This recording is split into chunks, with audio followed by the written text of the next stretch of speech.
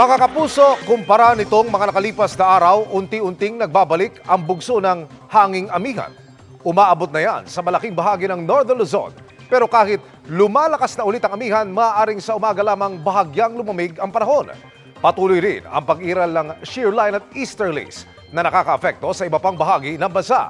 Ayon sa Pag-asa, posibleng abutin pa ng 3 araw ang epekto ng shear line pero unti-unti namang hihina. Base sa rainfall forecast ng Metro Weather, umaga pa lamang maulan na sa Cagayan, Isabela, Quezon, Bicol Region at Mimaropa.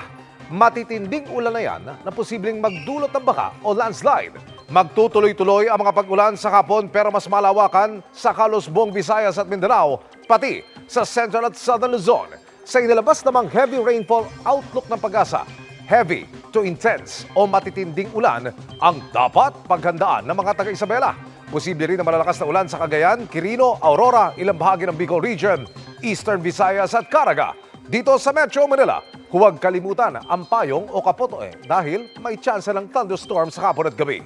Babala naman sa mga mangingisda o may maliliit na sasakyang pandagat, nakataas ang gale warning sa silangan ng Northern Luzon kung saan delikado pong maglayag dahil sa malalaking alon.